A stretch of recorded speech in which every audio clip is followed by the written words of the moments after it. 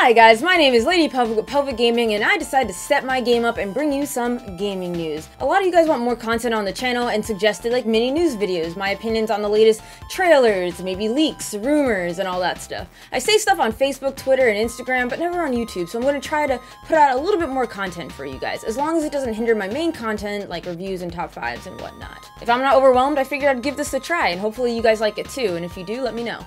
So our first bit of news, I know I'm a JRPGer, but your girl loves Overwatch. I played it one free weekend and then I fell in love with it. My friend bought me the game and here we are. So unless you live under a rock, I'm sure you've heard that Brigitte is Overwatch's latest hero.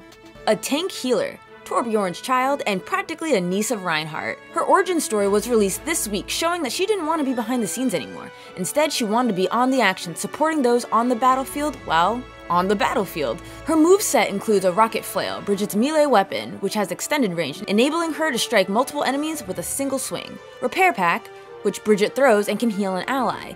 Any healing that's over an ally's maximum provides armor instead. Whip shot, Brigitte throws her flail a long distance, dealing damage and knocking the enemies away from her. Barrier shield, Brigitte deploys a frontal barrier shield. Shield bash, once her shield is deployed, Brigitte can dash forward and stun an enemy. Inspire, which is her passive skill. When she hits enemies with her flail, she also heals nearby allies over time. And her special rally, Brigitte moves forward and provides all allies with armor that lasts until it's removed by damage.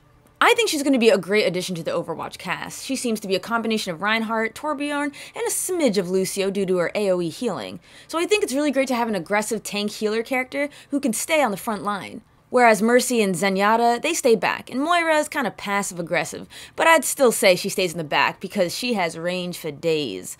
To all of my JRPG lovers out there who dabble in some first-person shooters, what are your thoughts? Are you excited or you don't care? Are you more DPS? Are you more healer support? I'm a support because your girl cannot aim, so I cannot play DPS. Although there have been some days where I'm Tracer and I'm like, bitch, get wrecked. In other news, this year we have a new Pokemon movie coming out called Pokemon Everyone's Story, and I think it looks adorable. One thing that's been a hot topic in the world of Pokemon is the new art style. I saw a lot of different opinions, but I like it. It's easily by far my visually favorite Pokemon series. So for a second I thought the movie brought it back to the Johto region because I saw Lugia, which is one of my favorite Pokemon, but I might be jumping the gun a little bit on that. According to an article at Newsweek, this movie is labeled Pokemon Everyone's Story, which will continue from the adventures of I Choose You, a 2017 film. You don't have a solid idea of what the plot is from the trailer, however, thanks to the internet, specifically Cerebi, or Cerebi, I don't know how to say this, I have a little bit more information for you. It reads, once a year a wind festival is held in Fura City, a city where people live together with the wind. While the ancient belief is legendary Pokemon Lugia will appear and bring about blessed wind on the final day of the festival still exists, the people gather in the city to participate in the festival while wrapped in their own thoughts. Lisa, the high schooler and Pokemon rookie, Kagachi, the braggart who just can't stop telling lies, Trito, the timid researcher that lacks confidence, Hisui, the old eccentric that hates Pokemon, Largo, the mysterious little girl that hangs around the forest all by herself. These are people that Ash and Pikachu meet. That meeting makes everyone's story moving. I have not followed Pokemon movies in a long time. I think the last one I saw was Jirachi, the wishing star Pokemon. It had the green snake dragon thing, and the DNA Pokemon that was like red and blue. Deoxys, I think its name is. I have no idea, but hopefully all of those Pokemon are in the same movie because I think it was that one. If not, I have no idea what I'm talking about. And speaking on Pokemon, what I really wanted to talk about was the leaked fake starter Pokemon. We have a stoned lemur for a grass-type Pokemon, a fiery cute bunny for a fire Pokemon, and an adorable platypus water Pokemon. Many fans, and myself included, got really hyped about these new Pokemon starters. Of course, fans investigated and discovered the artist was Leopoldo Spagna. Sorry if I butchered your name. Still, I thought it'd be fun to entertain the idea of these fake Pokemon, and hear what you guys thought about them. I am going to say, when the real Pokemon do release and they're not as adorable as these Pokemon, I'm going to be hella upset. Specifically the water Pokemon. Let's start with the chill lemur. I was not a fan at first. In fact, I fucking hated it. I didn't like its mouth, nose, snout thing, but the more and more I looked at it, and with different faces, the different poses it had, I kind of warmed up to it. And I think another big thing is it has a lot of room to evolve into something awesome, based off the design. It follows the starting Pokemon formula, cute, simplistic. I found it to be slightly more detailed, mainly the striped tail, than most starters. Next, the Fire Bunny is cute. I always feel like fire Pokemon traditionally get the most love. I mean, Charmander set us off strong. It was a baby dragon dinosaur thing. I don't think there's a single shitty fire starter. If I had to pick one, I'd probably go with Cyndaquil. Strictly on design though.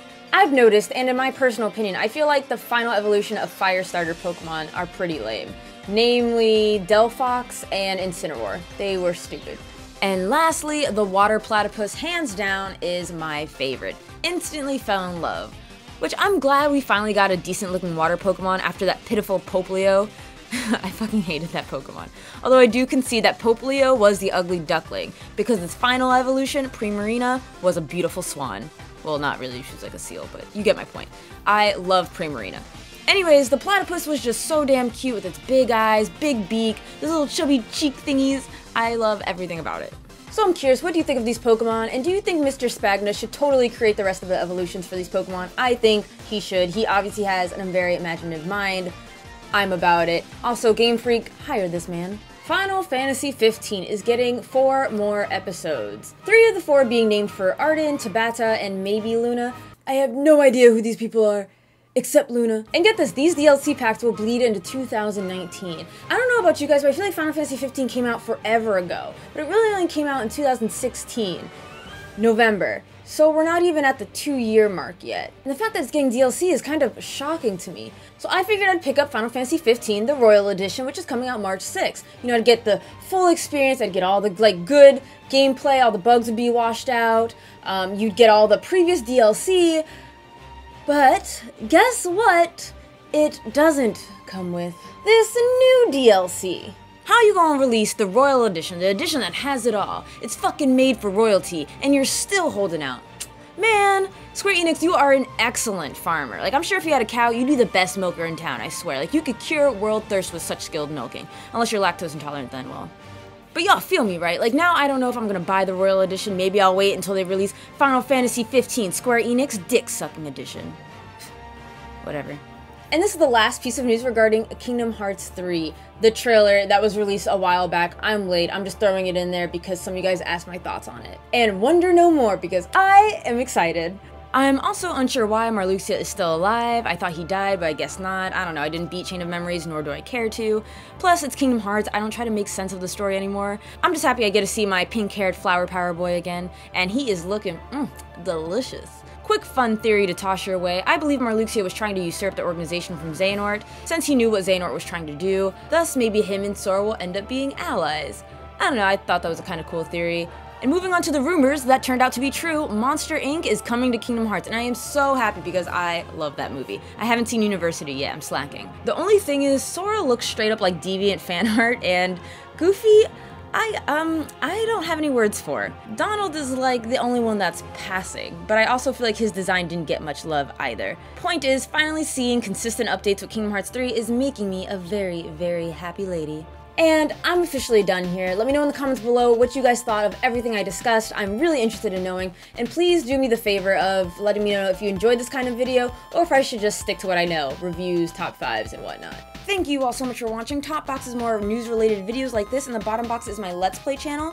Gonna be entering our first trial in Danganronpa, so I hope you're subscribed. And make sure to follow me on all my socials. Don't forget to leave 2 questions in the comment below that you want me to answer for my questionnaire video. That will be releasing later this month.